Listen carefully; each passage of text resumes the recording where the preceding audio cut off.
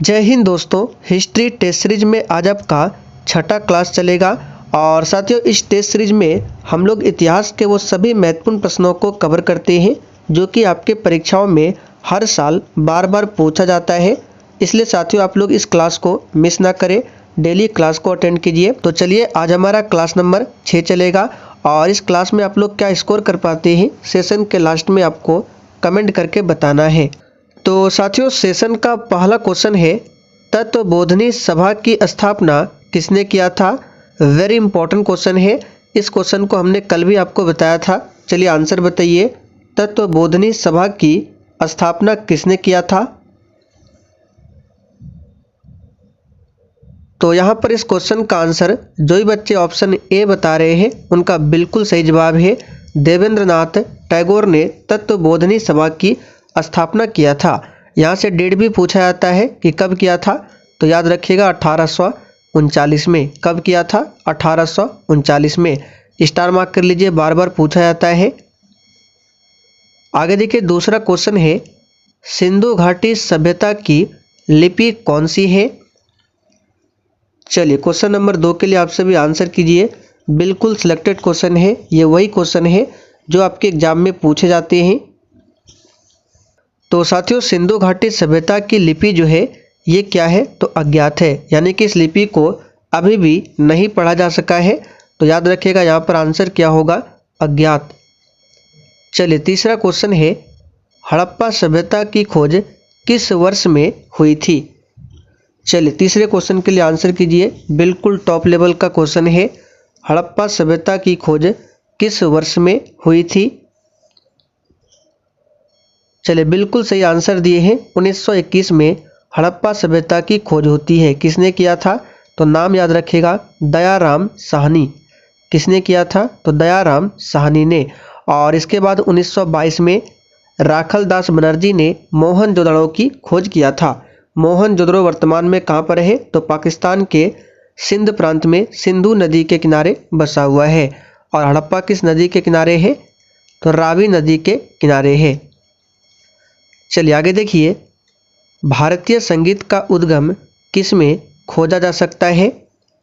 और साथियों आप लोग डेली क्लास को अटेंड कीजिए। क्लास का टाइमिंग है डेली शाम 7:30 बजे से। और साथियों अगर आपको इसका PDF चाहिए आंसर के साथ में, तो आप लोग प्ले स्टोर पर जाकर सक्सेस वर्ल्ड MCQ एप्लीकेशन को डाउनलोड कर लीजिए। वहाँ पर आपको आंसर के साथ PDF मिल जाएगा। प्लस आज से पहले जितने भी क्लास कराए गए हैं, चाहे वो पॉलिटी का हो, ज्योग्राफी का हो या फिर हिस्ट्री का हो, सारे PDF आंसर के साथ एप्लीकेशन पर अपलोड कर दिया गया है। तो यहाँ पर आंसर क्या हो जाएगा, भारतीय संगीत का उद्गम किसमें खोजा जा सकता है, तो याद रखिएगा सामवेद में। तो सी ऑप्शन जो ही बच्चे दिए हैं बिल्कुल सही जवाब है। टोटल वेद 4 है, जिसमें सबसे पुराना वेद है ऋग्वेद। और इसी ऋग्वेद में क्या है, तो गायत्री मंत्र का उल्लेख मिलता है। ये क्वेश्चन कम से कम 8 से 10 बार पूछा गया है कि गायत्री मंत्र का उल्लेख किस वेद में मिलता है, तो याद रखिएगा ऋग्वेद में। आगे देखिए, गौतम बुद्ध का जन्म स्थान कहाँ पर था। देखिए ऐसे तो ये क्वेश्चन बहुत ही सिंपल है, लेकिन यकीन मानिए एग्जाम में बार बार पूछा जाता है। आंसर कीजिए, गौतम बुद्ध का जन्म स्थान कहाँ पर था। तो क्वेश्चन नंबर 5 के लिए आंसर क्या हो जाएगा, याद रखिएगा लुम्बिनी नेपाल में गौतम बुद्ध का जन्म हुआ था। कुशीनगर में गौतम बुद्ध की मृत्यु होती है। सारनाथ में गौतम बुद्ध ने पहला उपदेश दिया था और प्रथम उपदेश को धर्म चक्र प्रवर्तन के नाम से जाना गया। बोध गया में महात्मा बुद्ध को ज्ञान की प्राप्ति होती है, ध्यान रखिएगा। आगे देखिए, त्रिपिटक किसका धार्मिक ग्रंथ है। चलिए क्वेश्चन नंबर 6 के लिए आंसर कीजिए। और साथियों इस कोर्स को परचेज करने के बाद अगर आपको कोई दिक्कत आती है तो यहाँ पे आप लोग नंबर लिख लीजिए 9631887058। इस व्हाट्सएप नंबर पर आपको मैसेज कर देना है। तो त्रिपिटक किसका धार्मिक ग्रंथ है, तो यहाँ पर कुछ बच्चे आंसर बता रहे हैं बौद्धों का, जो कि बिल्कुल सही जवाब है। त्रिपिटक जो है बौद्धों का क्या है, धार्मिक ग्रंथ है। त्रिपिटक में क्या क्या है, तो विनय पिटक है, सुत्त पिटक है और तीसरा क्या है, अभिधम्म पिटक। अगला क्वेश्चन है, निम्नलिखित में से किस राजपूत राजा ने मोहम्मद गोरी को पहली बार हराया था?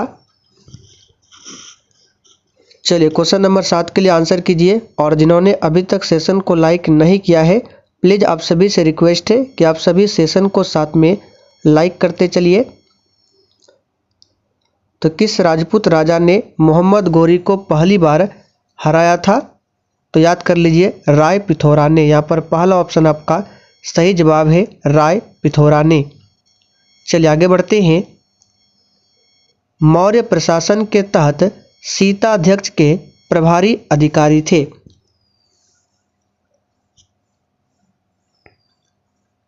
तो यहाँ पर आंसर हो जाएगा कृषि, याद रखिएगा। चलिए आगे बढ़ते हैं। किस स्तंभ शिलालेख में समुद्रगुप्त की उपलब्धियां दर्ज है जिसे उसके विजय के लिए भारत का नेपोलियन कहा जाता था? वेरी इंपॉर्टेंट क्वेश्चन है। चलिए आंसर कीजिए। और साथियों, झारखंड पुलिस में नई भर्ती आ चुकी है। तो अगर आप में से कोई झारखंड से बिलोंग करते हैं या फिर अगर आपने 10वीं झारखंड बोर्ड से किया है तो आप लोग इस फॉर्म को भर सकते हैं। ये सबसे कम कंपटीशन वाला भर्ती है। तो इसका लिंक आपको यहाँ ऊपर डिस्क्रिप्शन बॉक्स में मिल जाएगा। इसमें कितना पद है, क्या योग्यता है, इन सभी के बारे में इस वीडियो में जानकारी दी गई है। तो यहाँ पर ऊपर क्लिक करके देख सकते हैं, या फिर इस वीडियो का लिंक आपको डिस्क्रिप्शन बॉक्स में भी मिल जाएगा। तो यहाँ पर इसका आंसर क्या हो जाएगा, याद कर लीजिए, डी ऑप्शन, इलाहाबाद स्तंभ। गुप्त काल के दौरान सोने के सिक्कों को किस नाम से बुलाया जाता था? वेरी वेरी वेरी इंपॉर्टेंट है, मार्क कर लीजिए। बार बार पूछा जाता है कि गुप्त काल के दौरान जो सोने के सिक्के होते थे किस नाम से जाना जाता था? तो बिल्कुल सही आंसर बता रहे, दिनार के नाम से जाना जाता था। यहाँ पर डी ऑप्शन आपका सही जवाब है, दिनार। अगला क्वेश्चन देखिए। गुप्त वंश का अंतिम स्वीकृत शासक कौन था? अब देखिए, इस क्वेश्चन का अगर आंसर आपको नहीं पता है तो ऑप्शन को यहाँ पे हटा के आंसर बताना है। जैसे कि अशोक की बात करें तो अशोक मौर्य वंश से था, ये तो होगा नहीं। बिंबिसार भी नहीं होगा, ये हर्यक वंश से था। तो बचा आपका विष्णुगुप्त और समुद्रगुप्त। अब दोनों में तुक्का आप लगा सकते हैं, तो चांस है कि आपका सही हो जाए। तो जिनको याद है बता सकते हैं आराम से। विष्णुगुप्त क्या है? गुप्त वंश का अंतिम स्वीकृत शासक था। समुद्रगुप्त को भारत का नेपोलियन कहा गया। बाणभट्ट निम्नलिखित में से किस भारतीय राजा का दरबारी कवि था?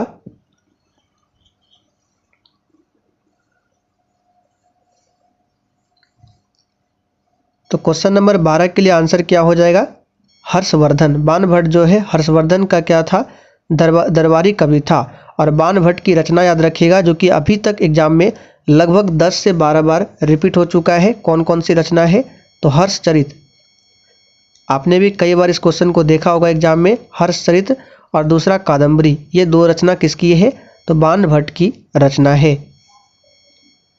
1001 में अपने पहले हमले में महमूद गजनी ने निम्नलिखित में से किस भारतीय शासक को हराया था? चलिए क्वेश्चन नंबर 13 के लिए आंसर कीजिए फटाफट से। तो यहां पर इसका सही जवाब है, जयपाल को हराया था। राज्य हड़प नीति किसके द्वारा लागू की गई थी? और साथियों, अगर आपको किसी भी प्रश्न में अगर थोड़ा भी डाउट होता है तो आप लोग तुरंत कमेंट करके पूछ सकते हैं। आपके कमेंट का रिप्लाई 100% दिया जाएगा। तो देखिए, राज्य हड़प नीति के बारे में हमने आपको पहले भी कई बार बताया है कि राज्य हड़प नीति आया था लॉर्ड डलहौजी के समय में। और इस नीति के तहत 1848 में सतारा को ब्रिटिश साम्राज्य में मिलाया गया था। यहाँ से क्वेश्चन बनता है कि राज्य हड़प नीति के तहत सतारा को किस वर्ष ब्रिटिश साम्राज्य में मिलाया गया था? तो 1848 में। विलियम बेंटिक को ध्यान रखना है, यहाँ से 2 क्वेश्चन मोस्टली पूछा जाता है कि भारत का प्रथम गवर्नर जनरल कौन था? Lord William Bentinck. और इन्होंने ही 1829 में सती प्रथा का अंत किया था। तो याद रखिएगा, सती प्रथा का अंत किसने किया था? विलियम बेंटिक ने। कब? तो 1829 में। बंगाल में द्वैध शासन किसने समाप्त किया था?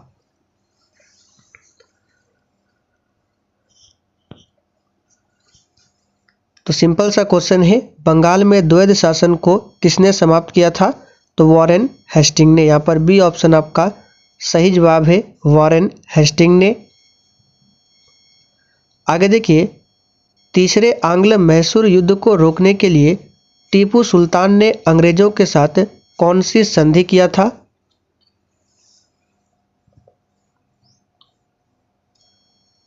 सही जवाब है श्रीरंगपट्टनम की संधि। और चौथे आंग्ल मैसूर युद्ध में टीपू सुल्तान की खुद ही मृत्यु हो जाती है, यानी टीपू सुल्तान मारा जाता है चौथे आंग्ल मैसूर युद्ध में। कब? तो 1799 में होता है, इसे भी ध्यान रखें।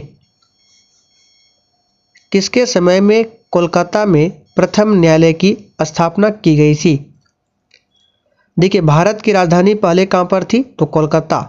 और कोलकाता से राजधानी दिल्ली कब लाया गया? तो इसकी घोषणा 1911 में हुआ था और दिल्ली लाया गया 1912 में। तो देखिए, जब भारत की राजधानी कलकत्ता थी तो वहाँ पर सबसे पहले सर्वोच्च न्यायालय की स्थापना होती है रेगुलेटिंग एक्ट 1773 के तहत। कब? तो 1774 में। इस बात को याद रखिएगा, बार बार पूछा जाता है। तो भारत में याद रखिएगा, अगर सबसे पहले पूछे उच्चतम न्यायालय जिसको सुप्रीम कोर्ट कहा जाता है, कहाँ पर होती है? तो कलकत्ता में 1773 के रेगुलेटिंग एक्ट के तहत 1774 में। और उस उच्चतम न्यायालय के मुख्य न्यायाधीश कौन थे? तो एलिजा इम्फे। कौन थे? याद रखिएगा, एलिजा इम्फे पूछा जाता है। तो यहाँ पे क्या पूछा गया? प्रथम न्यायालय की स्थापना की गई थी किसके समय में? तो याद रखिएगा, वॉरेन हेस्टिंग के समय में। डी ऑप्शन आपका सही जवाब है। द्वैध शासन का जनक किसे माना जाता है? तो साथियों, द्वैध शासन का जनक माना जाता है किसको? तो यहाँ पर आंसर हो जाएगा लियोनेल कार्टिस को। बक्सर का युद्ध जो कि 1764 में हुआ था, इसमें अंग्रेजी सेना का नेतृत्व करने वाला कौन था? तो बक्सर का युद्ध हमने आपको पहले भी बहुत बार बताया है, 22 अक्टूबर 1764 को हुआ था और इसमें अंग्रेजी सेना का नेतृत्व किया था हेक्टर मुनरो ने। किसने? हेक्टर मुनरो ने। और प्लासी का युद्ध कब हुआ था? तो 23 जून 1757 को। आदि ग्रंथ किसने संकलित किया था? चलिए, क्वेश्चन नंबर 20 के लिए आंसर कीजिए। आदि ग्रंथ किसने संकलित किया था? और क्वेश्चन के साथ हम आपको जितने भी एक्स्ट्रा फैक्ट को बताते हैं, सिर्फ आपको ध्यानपूर्वक सुनना है। डेली आपका रिवीजन होगा, इसलिए बोलते हैं डेली क्लास को अटेंड कीजिए। आपको कुछ न कुछ नया सीखने को डेली जरूर मिलेगा। तो यहाँ पर आंसर क्या हो जाएगा? गुरु अर्जुन देव ने आदि ग्रंथ संकलित किया था। किस सिख गुरु ने गुरु नानक की जीवनी लिखी थी? तो इस क्वेश्चन का भी सही जवाब है, गुरु अर्जुन देव ने गुरु नानक की जीवनी लिखी थी। गुरु नानक सिखों के प्रथम गुरु थे। दुनिया का पहला मिसाइल मैन किसे कहा जाता है?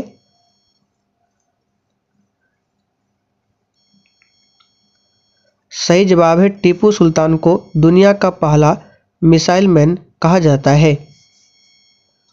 किस सिख गुरु ने फारसी में जफरनामा लिखा था?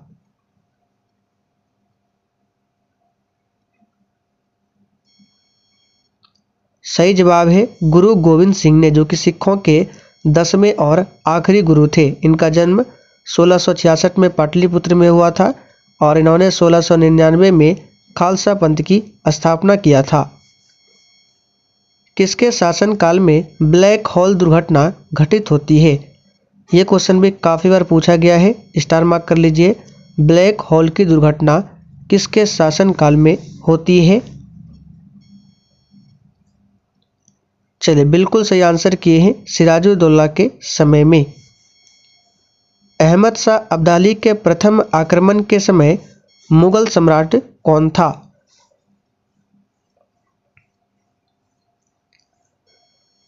सही आंसर है मोहम्मद शाह रंगीला। सुगौली की संधि जो कि 1816 में हुआ था, किनके बीच संपन्न हुई थी? ये क्वेश्चन बिहार पुलिस में पूछा जा चुका है, very important question, star mark कर लीजिए। सुगौली की संधि कब हुआ था? तो 1816 में।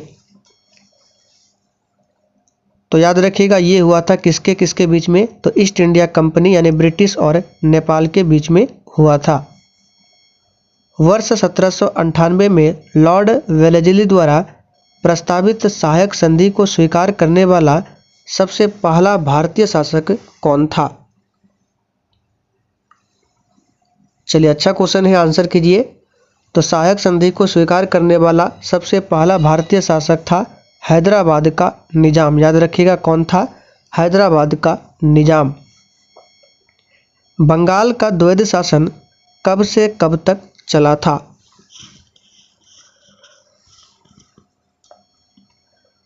तो साथियों बंगाल का द्वैध शासन जो है 1765 से 1772 तक चला था। सी ऑप्शन यहाँ पर सही है। निम्नलिखित भारतीय शासकों में से कौन था जिसने विदेश में आधुनिक पद्धति से दूतावास स्थापित किए थे? चलिए बिल्कुल 1 नंबर का क्वेश्चन है, आंसर कीजिए। सही जवाब है टीपू सुल्तान। आगे देखिए, भारतीय शिक्षा का मैग्ना कार्टा किसे कहा जाता है?